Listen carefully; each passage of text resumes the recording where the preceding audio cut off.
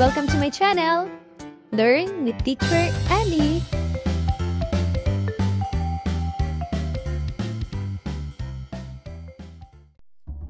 Matatag Curriculum, Makabansa, Grade 1, Quarter 3, Week 5. At ang ating tatalakayin ay tungkol sa iba pang mga tao na bumubuo sa paaralan at ang mga tungkulin ng mga ito.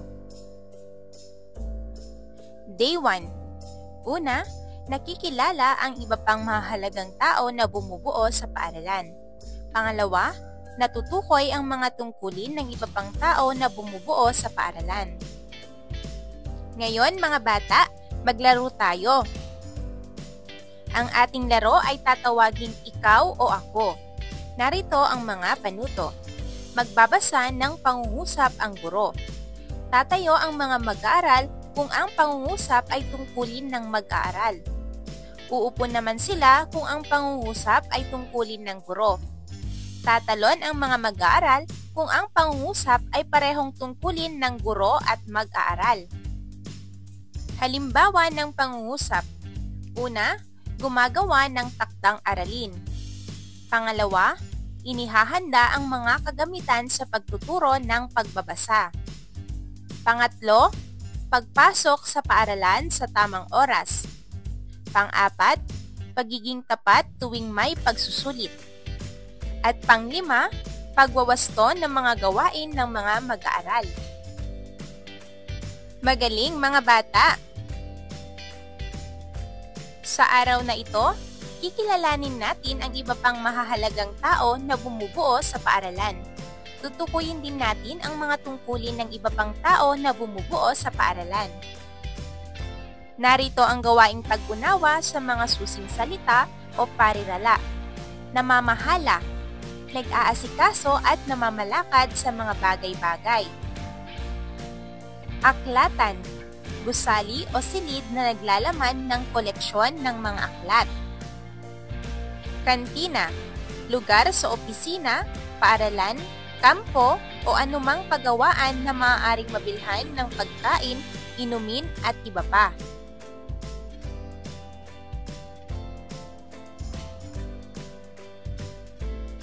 Ating talakayin ang iba pang mga tao na bumubuo sa paaralan at ang mga tungkulin ng mga ito. Pagmasdan ang larawan sa ibaba at sagutin ang tanong. Sino-sino ang mga taong matatagpuan dito?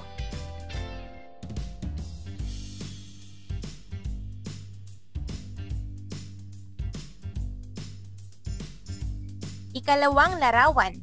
Sino-sino naman ang mga taong matatagpuan dito?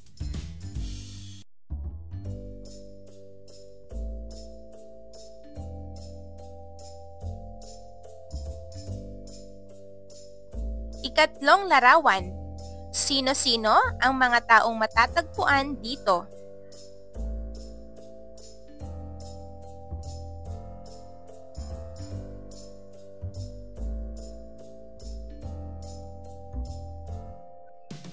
Ikaapat na larawan. Sino-sino naman ang mga taong matatagpuan dito?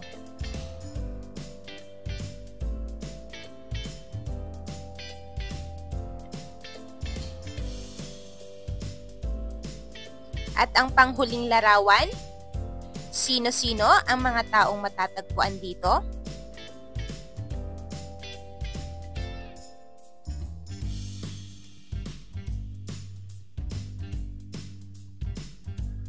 Magaling mga bata! Sino-sino ang mga tao na makikita sa mga lugar na nasa larawan?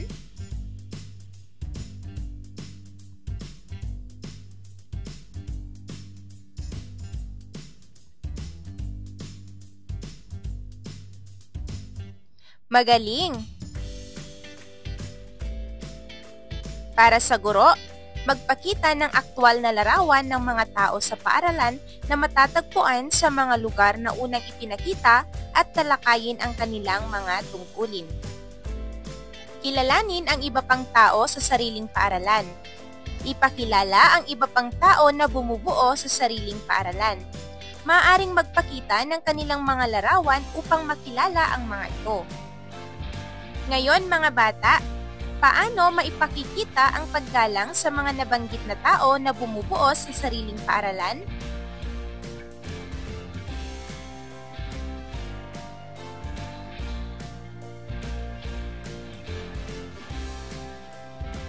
Ano ang iyong napansin sa mga pagkain na inihain ng kantina?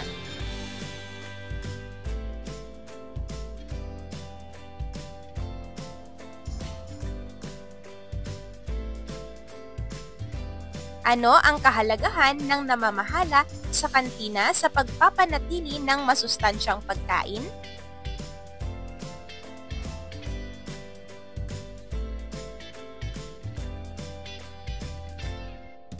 Ngayon ay punan ang chart ng mga impormasyon tungkol sa nakilalang mahalagang tao sa inyong paaralan.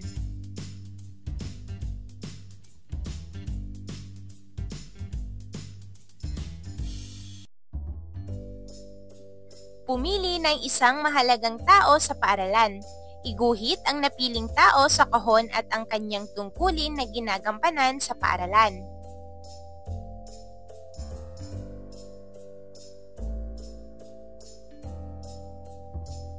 Ngayon naman ay sagutin ang mga tanong. Una, sino ang mahalagang tao sa paaralan na iyong iginuhit? Pangalawa, ano ang kanyang tungkulin sa paaralan? Day 2. Una, nakakapagtanong sa mga panauhin tungkol sa kanilang mga tungkulin sa sariling paaralan. Pangalawa, nakaguguhit ng halimbawa ng tao sa paaralan batay sa tungkuling ginagampanan nito sa sariling paaralan. Ngayon mga bata, maglaro tayo. Tayo ay magkakaroon ng isang charades. Narito ang mga panuto. Pipili ang guro ng mag-aaral na aarte sa harapan. Iaarte ng napiling mag-aaral ang tungkulin o gawain na mapipiling larawan ng mahalagang tao sa paaralan. At huhulaan ng ibang mag-aaral kung sino ang tinutukoy ng napiling mag-aaral. Magaling mga bata! Sa araw na ito, tayo ay makikinig sa kwento tungkol sa tungkulin ng taong bumubuo sa paaralan. Narito ang mga gawaing pag-unawa sa mga susing salita o parirala. Namamahala, nag-aasikaso at namamalakad sa mga bagay-bagay. Tungkulin, trabaho sa isang tanggapan o samahan. Ating talakayin ang iba pang mga tao na bumubuo sa paaralan at ang mga tungkulin ng mga ito. Para sa guro, ang gawaing ito ay nangangailangan ng panauhin na iimbitahan sa loob ng klase. Ang panauhin ay maaaring isa sa mga nabanggit na mga tao na bumubuo sa paaralan. Magbabahagi ng kwento o karanasan ang panauhin sa araw na ito tungkol sa kanyang gampanin o tungkulin sa paaralan. Ang panauhin ay maaaring ang guidance teacher, tagapamahala ng silid-aklatan, at tagapamahala ng kantina.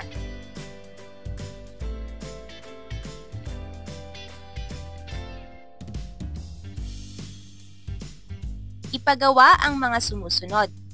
Bigyan ng oras ang bawat mag-aaral na magtanong sa mga panauhin.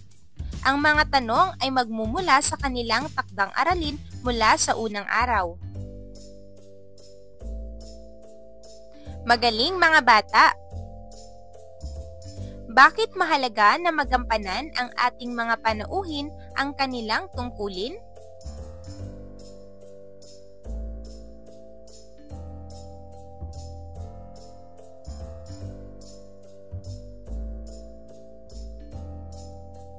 Magaling!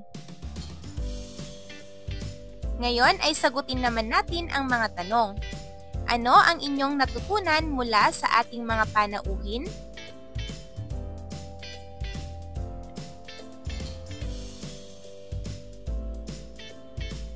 Mga bata, narito ang inyong takdang aralin. Magdala ng kagamitan para sa gawain kinabukasan. Lapis, pangkulay, eraser, bond paper. Day 3. Una, nakakapagtanong sa mga panauhin tungkol sa kanilang mga tungkulin sa sariling paaralan. Pangalawa, nakaguguhit ng halimbawa ng tao sa paaralan batay sa tungkulin ginagampanan nito sa sariling paaralan. Mga bata, sino ang naging panauhin natin nung nakaraang araw?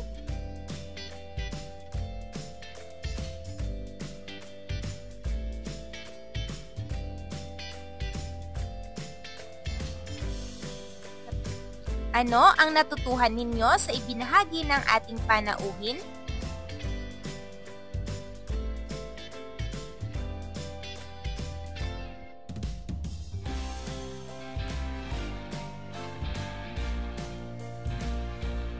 Magaling mga bata! Sa araw na ito, tayo ay gagawa ng mobile art na nagpapakita ng mga taong bumubuo sa paaralan. Narito ang mga gawaing pag-unawa sa mga susing salita o parirala. Mobile art. Uri ng likhang sining na ginagamitan ng iba't ibang materyales na madaling galawin o pakilusin. Ating talakayin ang iba pang mga tao na bumubuo sa paaralan at ang mga tungkulin ng mga ito. Tayo ay magkakaroon ng isang group activity. Hatiin ang klase sa maliliit na grupo. Magtalaga sa bawat grupo ng iguguhit na mahahalagang tao na bumubuo sa paaralan. Hulayan ang mga iginuhit na larawan. Bawat isang mag-aaral ay magkakaroon ng sariling output para sa gawain na ito. Ang papel na gagamitin ay kinakailangan na maliit lamang, 1/4 size short band paper. Lagyan ng maliit na butas sa taas at ilalim na bahagi upang madaling itali sa hanger.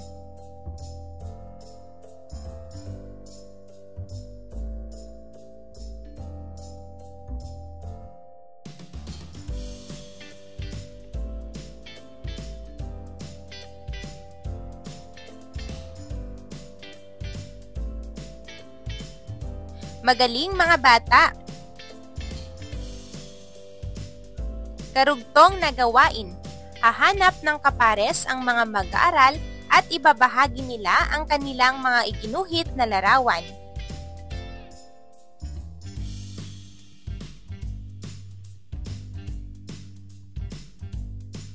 Magaling! Tayo ay magkakaroon ng isang gallery walk. Itali ang mga larawang ginawa ng mag-aaral sa hanger. Tipunin ang mga magkakaparehas na gawa ng mag-aaral sa iisang hanger. Isabit ang mga hanger sa pisara o sa iba't ibang bahagi ng silid. At bigyan ng sapat na oras upang umikot ang mga mag-aaral sa silid upang makita ang gawa ng bawat isa. Magaling mga bata! Ngayon ay sagutin ang mga tanong. Ano ang inyong masasabi sa gawa ng inyong mga kaklase?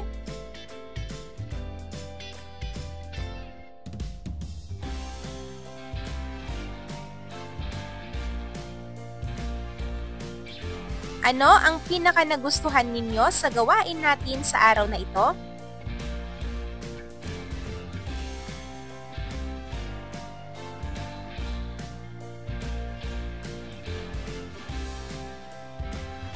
Day 4.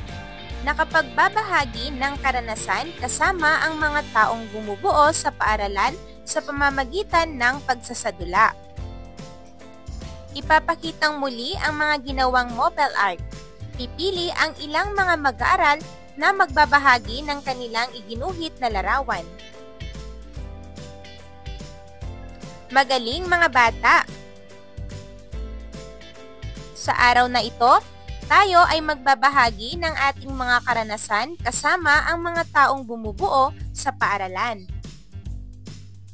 Narito ang gawaing pag-unawa sa mga susing salita o parirala. Pagsasadula. Pag-uulit ng mga kilos sa isang pangyayari upang ipakita lamang o bilang pagtatanghal. Respeto. Magalang na pakikitungo. Ating talakayin ang iba pang mga tao na bumubuo sa paaralan at ang mga tungkulin ng mga ito. Basahin ang mga sumusunod na sitwasyon at sagutin ang mga tanong. Una, napagsabihan kayo ng gwardiya dahil sa pag-akyat sa bahagi ng paaralan na hindi dapat pinupuntahan ng mga mag-aaral sa unang baitang. Ano ang gagawin mo?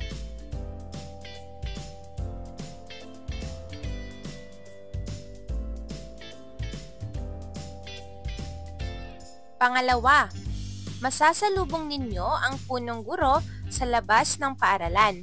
Ano ang gagawin mo?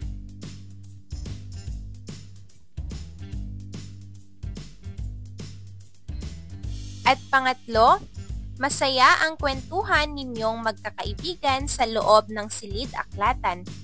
Nakita ninyo ang tagapamahala ng silid-aklatan na papalapit sa inyong lamesa. Ano ang gagawin mo?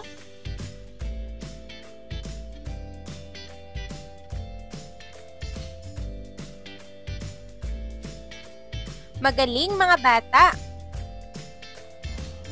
Naranasan ninyo na ba ang mga nabanggit na sitwasyon? Ibahagi ang inyong naging karanasan.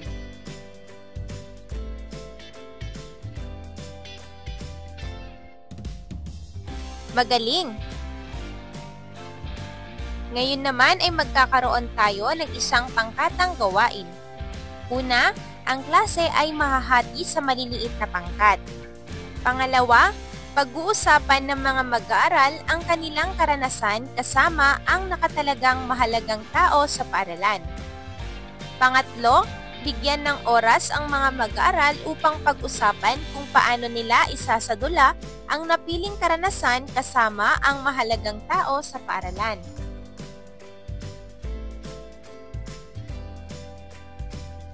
Magsasadula ang mga mag-aaral ng kanilang karanasan kasama ang mahalagang tao sa paaralan. Tandaan mga bata na ang bawat tao sa paaralan ay may mahalagang ginagampanan. Panatilihin ang pagbibigay respeto sa bawat isa at sa tungkulin na kanilang ginagampanan. Magaling mga bata! Mga bata, bago matapos ang ating aralin, sagutin ang tanong. Ano ang mga bagay na inyong sisimulan gawin matapos ang aralin natin sa linggong ito? Day 5, Catch Up Friday.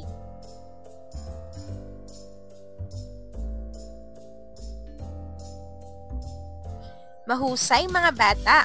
End of week 5. Thank you for watching!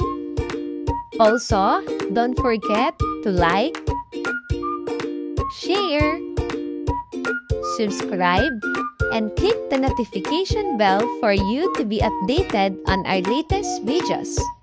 See you on our next lesson. Goodbye!